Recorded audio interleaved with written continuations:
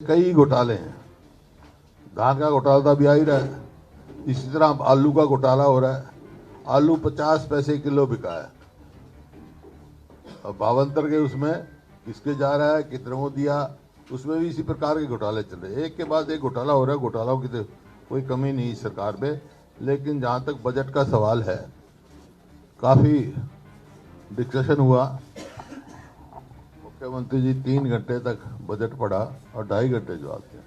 लेकिन बजट में है क्या, असलियत क्या है? असलियत यह है कि हरियाणा को कर्जे में डुबाने का काम किया है आज, और कैपिटल एक्सपेंडिचर के लिए कुल 21,000 करोड़। इसका मतलब ना तो कोई मेडिकल कॉलेज बना सकते, जो कह रहे हैं हर जिले में बनाएंगे, ना कोई और चीज़ कर सकते, कोई आईएमटी नहीं डेवलप कर सकते। सवाल इस बात का है, आज ये बताना चाहिए था इनको, 11 साल हो गए हरियाणा में एक मेट्रो का नया पुल नहीं लगा, 1 इंच रेलवे लाइन नहीं बनी, एक कोई बड़ा इंस्टीट्यूशन नहीं आया, 1 यूनिट बिजली की पैदा नहीं करी। फिर कहाँ गया? 76,000 करोड़ रुपया कर्जा ले रहे और 65,000 के करीब उसमें ब्याज और मूल चुका रहे हैं। 10,000 यहाँ बचा, एस्केलेटेड है। 21,000 करोड़ भी एस्केलेटेड है हर बार ही। आप पूरे, मेरे पास तो ईयर वाइज रिकॉर्ड है, लेकिन अभी लंबी कहानी बनेगी। हर बारी एस्केलेटेड दिया है, 5-6 से 10,000 करोड़ कमी रेवेन्यू और वो होता है कैपिटल एक्सपेंडिचर। तो कहाँ है पैसा इनके पास, जो इतनी बड़ी बातें कर रहे हैं? जो इनका संकल्प पत्र है, एक भी इन्होंने पूरा नहीं किया। मेरे पास वो भी है। और जैसा कर्जे में डुबाने का काम कैसे किया इन्होंने, 2-3 बात जरूर आपके इसमें लाऊंगा।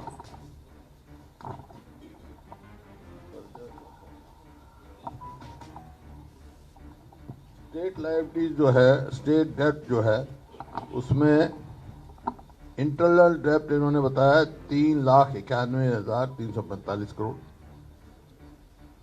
बजट 26-27 का है ये। और स्मॉल सेविंग जो है एस्टिमेटेड 50,000 करोड़।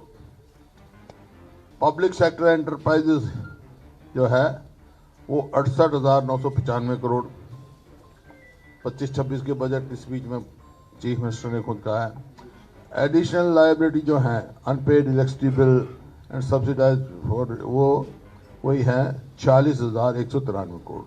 कुल 5,56,623 करोड़। तो भी कहते हैं नॉर्थ में चल रहे हैं हम। सीएजी ने लिखा, public account deposit small saving के बारे में लिखा है। CAG reported that liability on account of this is इतने ऑन मार्च एंडेड। 36,000 उस टाइम थी, तो उस टाइम 36,000 थी। उसके बाद हर साल 3,000 से 5,000 तक बढ़ाते हैं, तो 50,000 वो हमने किए। और सीएजी ने कहा, सी has stated that where principal and interest is payable by the government, it should be included in the state dept. Accordingly small saving are included in the state डेप्ट। ये कहते हैं ना, स्मॉल सेविंग है state डेप्ट में नहीं count करते हैं। ये सीएजी की रिपोर्ट पढ़ रहा है। इसी प्रकार से जो स्टेट पब्लिक एंटरप्राइजेज का है, जो मैंने आपको फिगर दी है 68,995 करोड़, उसमें RBI working group has recommended that guarantee issued should be 5% of the revenue received और 0.5% of GSDP, which is less, but in Haryana state guarantee are more than 5% of GSDP.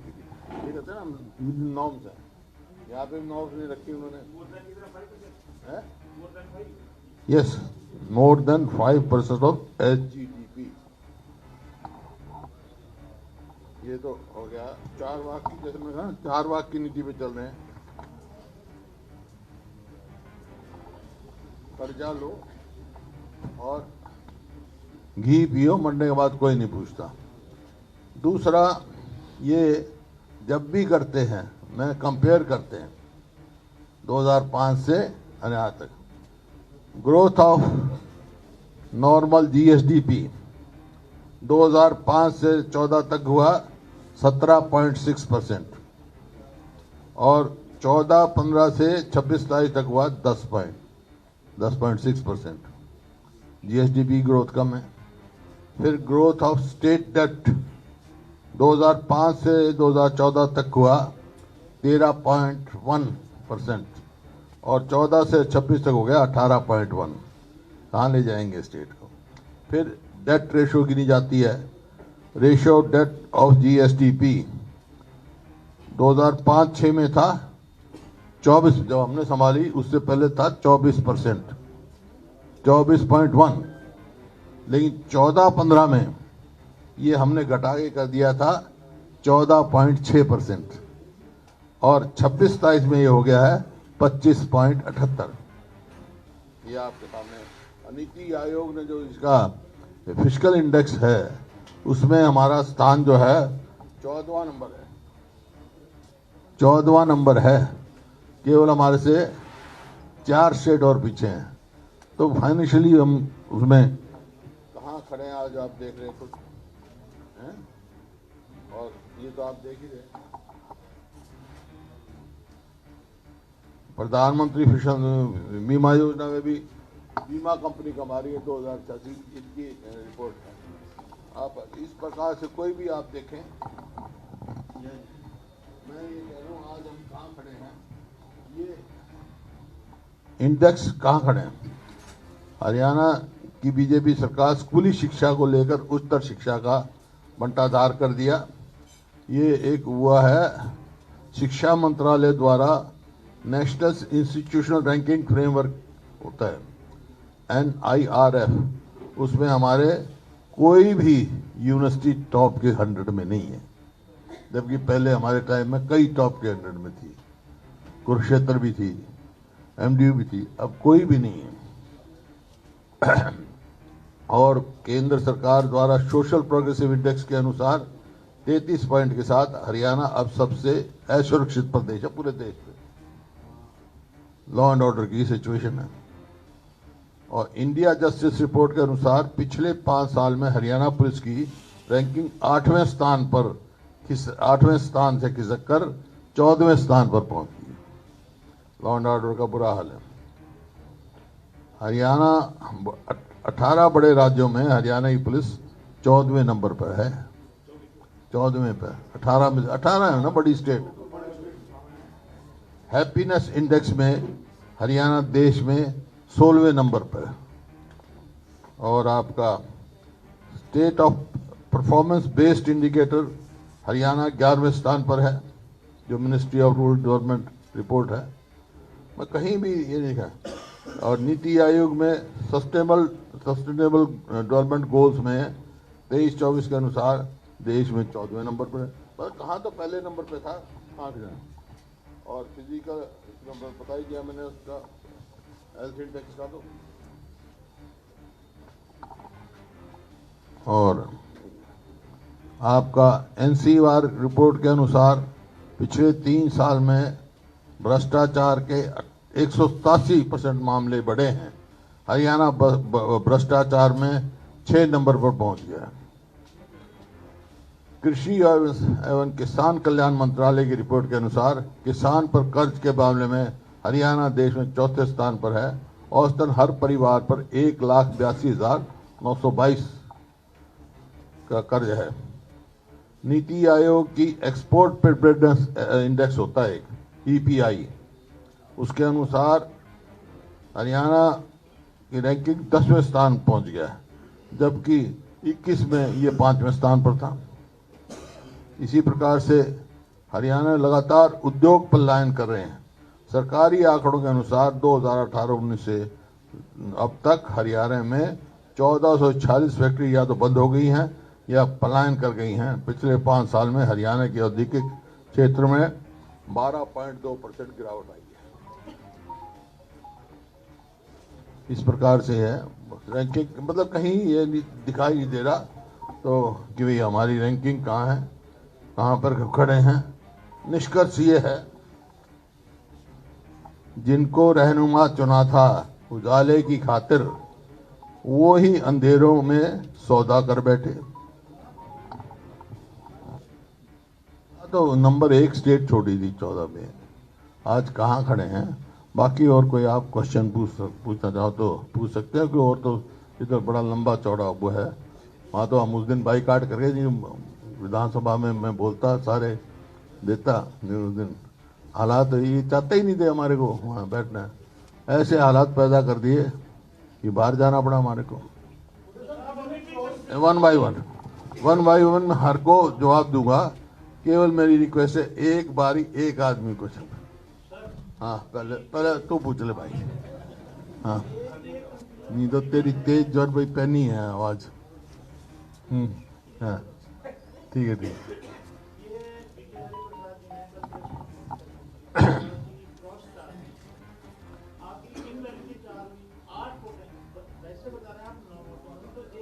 ऐसा है नहीं, आपको गलत है। उन्हें ये नहीं कहा चारों को नोटिस दिया है, और 5वें की उन्होंने कहा 1-2 दिन में हम करते हैं, करेंगे।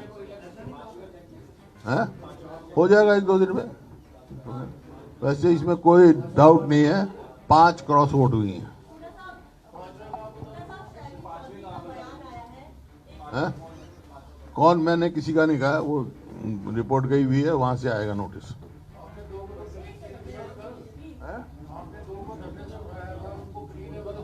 हाँ तो उनको आज भी दे रहा हूं, उनको कल क्यों दिए? उन 5 के सिवाय सबको क्लीन है, हमारी वैलिड है 32 की 32 वोट। बताया तो अरोड़ा साहब ने अभी अरोड़ा साहब ने आपको बताया था, हमारी 32 के 32 वैलिड वोट है।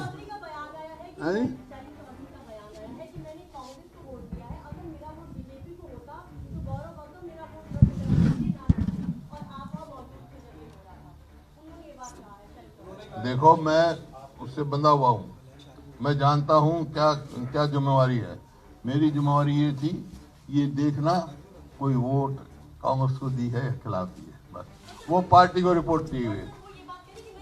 वो कुछ भी कहें तो मैंने बता दिया आपको, ये जो जिसकी जो जिम्मेवारी है वो काम करता है, तो पार्टी ने फैसला किया है।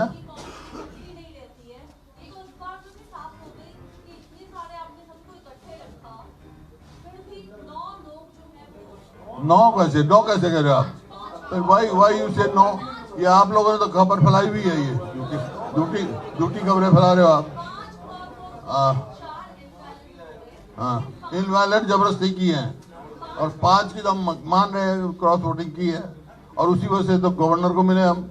जो हालात इन्होंने किए, जो गरिमा महिला उसकी नहीं रखी, विधानसभा की नहीं रखी, हमारे समय में भी हुए थे 2 सीट इनकी, इन लोगों की केवल 31 थे मेंबर, एक ही मेंबर टूटा था ना सीट के लिए, वो भी नहीं हमने कहा, क्योंकि डेमोक्रेसी की डिसेंसी भी कहीं होती है।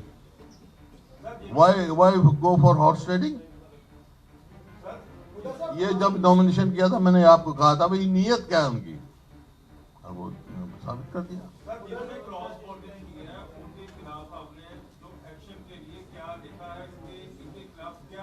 ये हाई कमांड फैसला करेगा, बता दिया धर्मपाल मलिक के भी स्टेट में पूरी तसल्ली करके, अभी तो नोटिस दिए हैं उनको, उनका जवाब आएंगे, एक्शन लेगी पार्टी जो।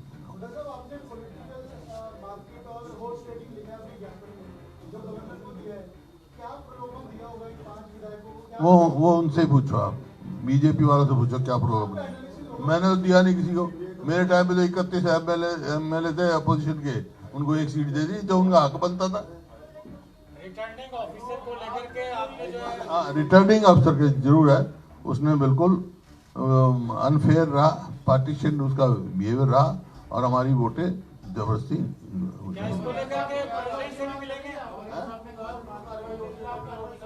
कहा था बत्रा साहब ने, हम इलेक्शन कमीशन को, इलेक्शन कमाल करा, ये इलेक्शन एजेंट थे हमारे कैंडिडेट के, एमपी साहब के इलेक्शन एजेंट थे।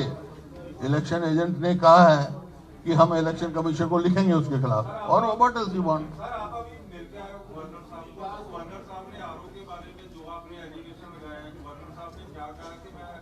व्यक्तिगत बात नहीं, उन्होंने कहा मैं इसको करूंगा।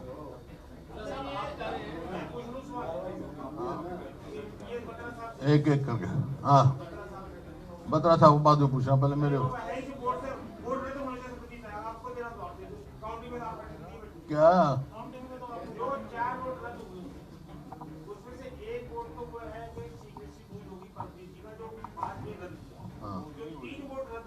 हाँ हाँ वो किस वजह से रद्द की गई? जो फिर आरोप ने किया, क्या कारण?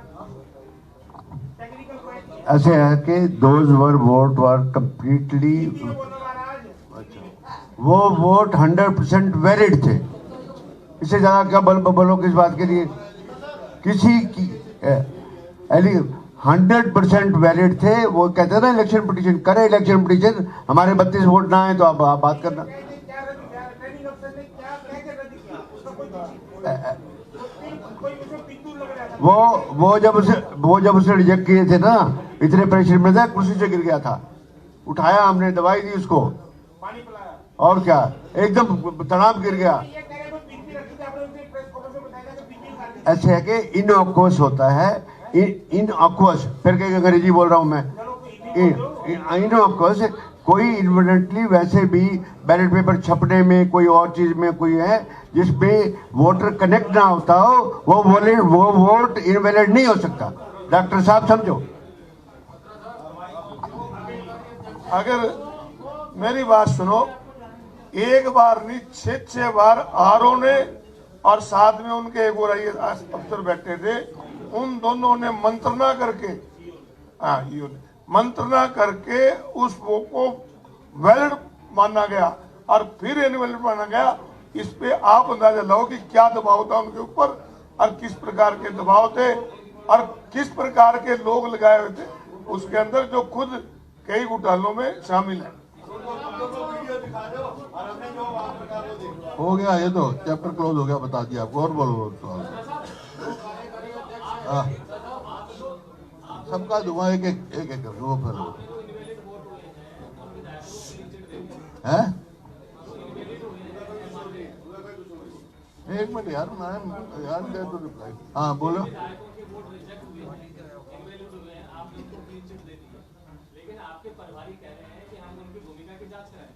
देखिए वो तो कोई होगा, लेकिन कोई मतलब जो इलेक्शन एजेंट से पूछा है ना, काउंटिंग एजेंट पूछे हैं, किसी का नहीं पता है।